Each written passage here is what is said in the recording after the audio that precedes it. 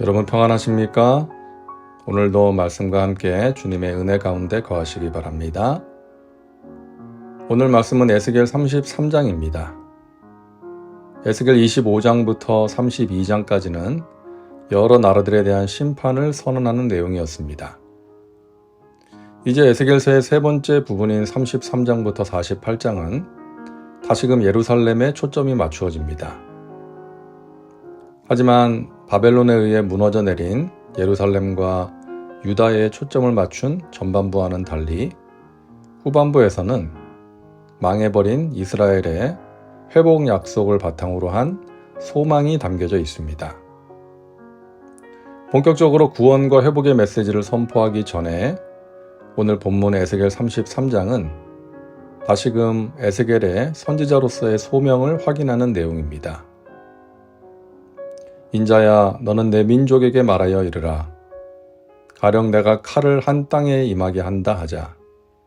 그 땅 백성이 자기들 가운데의 하나를 택하여 파수꾼을 삼은 그 사람이 그 땅에 칼이 임함을 보고 나팔을 불어 백성에게 경고하되. 선지자는 파수꾼의 사명을 감당하는 사람입니다.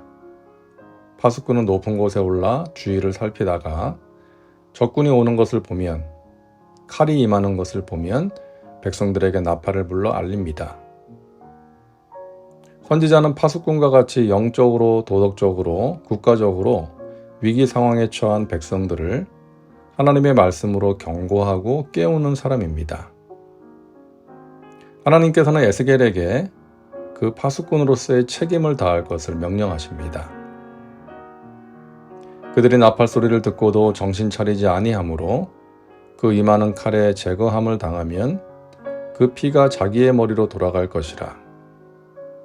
그러나 칼이 임함을 파수꾼이 보고도 나팔을 불지 아니하여 백성에게 경고하지 아니하므로 그 중에 한 사람이 그 임하는 칼에 제거당하면 그는 자기 죄악으로 말미암아 제거되려니와 그 죄는 내가 파수꾼의 손에서 찾으리라. 하나님께서는 파수꾼이 나팔을 불어 경고를 했음에도 정신을 차리지 않아서 죽는다면 그 사람의 책임이지만, 파수꾼이 경고를 하지 않아서 죽는다면 그 책임을 파수꾼에게 묻겠다고 말씀하십니다. 그만큼 파수꾼된 선지자의 책임이 막중한 것이죠. 오늘날 하나님의 말씀을 맡은 자들, 그러니까 목회자들이 강단에서 선포하는 말씀이 그만큼 중요합니다. 이 시대를 향한, 그리고 하나님의 백성들을 향한 하나님의 마음을 잘 전해야 하는 것이죠. 잠자는 영혼들을 깨우고 잘못된 길로 가는 사람들을 바른 길로 인도해야 하는 사명이 있는 것입니다. 목회자뿐만 아니라 모든 구원받은 백성들은 하나님을 알지 못하고 죽어가는 영혼들에게 하나님의 말씀을 전하고 그들을 구원의 길로 인도해야 하는 사명이 있습니다. 천국과 지옥을 믿는다면, 하나님의 심판이 있음을 믿는다면, 또 영원한 나라가 있음을 믿는다면 절박한 심정으로 구원의 복음을 전해서 그들을 깨우고 경고해야 하는 것입니다. 너는 그들에게 말하라. 주 야훼의 말씀이니라. 나의 삶을 두고 맹세하노니 나는 악인이 죽는 것을 기뻐하지 아니하고 악인이 그의 길에서 돌이켜 떠나 사는 것을 기뻐하노라.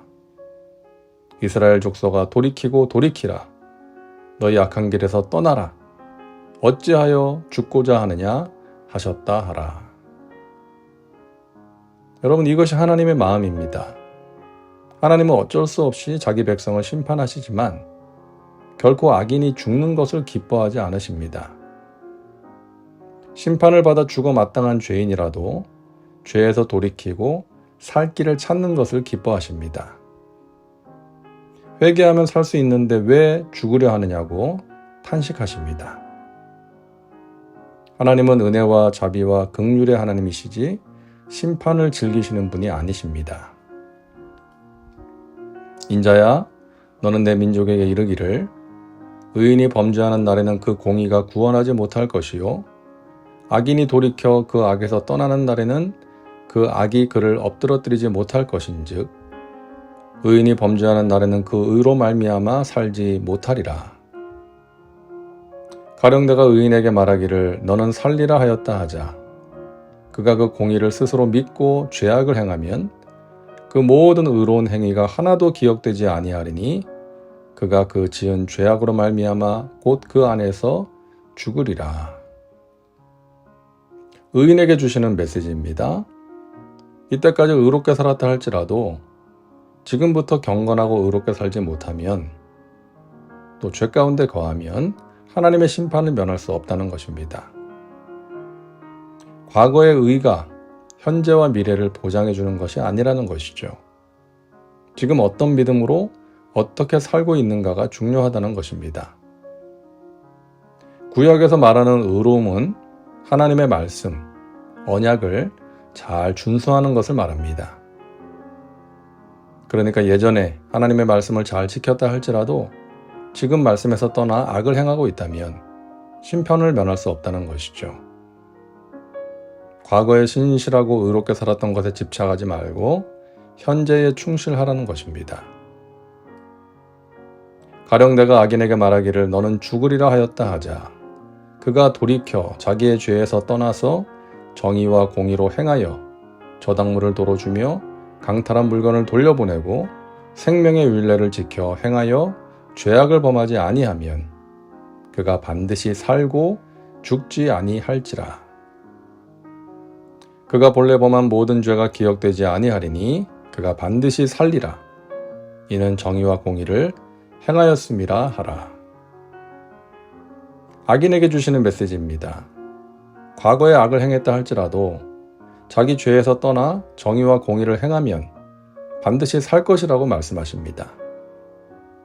회개하면 하나님의 용서와 자비의 대상이 된다는 것이죠. 여기서 말하는 의인의 삶과 악인의 죽음은 꼭 육체적인 것만을 의미하지 않습니다. 영적인 면을 내포하고 있습니다. 성경에서 말하는 삶이라는 것은 하나님께 순종할 때 가능한 하나님과의 풍요로운 관계를 의미합니다. 그리고 죽음은 육체적으로 살아있다 할지라도 하나님과의 관계가 단절된 것을 의미합니다. 이 땅에서 육체적으로 건강한 몸으로 많은 것을 가지고 누리며 풍요롭게 산다고 해도 하나님과의 관계가 단절된 상태는 영적으로 죽은 상태인 것입니다. 오늘도 말씀과 함께하는 우리 믿음의 식구들은 하나님과의 풍요로운 관계 속에서 복된 삶을 살아가시기를 주님의 이름으로 축원합니다. 기도합니다. 사랑과 은혜가 풍성하신 하나님, 오늘도 말씀과 함께 살게 하시니 감사합니다. 우리에게 맡기신 영적 파수꾼의 사명을 최선을 다해 감당하게 하옵소서. 우리를 통해 영적으로 깨어나고 구원받는 사람들이 있게 하옵소서. 하나님과의 풍요로운 관계 속에서 생명을 풍성히 누리고 나누는 복된 삶을 살게 하옵소서. 예수님의 이름으로 기도하옵나이다. 아멘. 오늘도 말씀과 함께 은혜 가운데 거하시기 바랍니다. 여러분 사랑하고 축복합니다.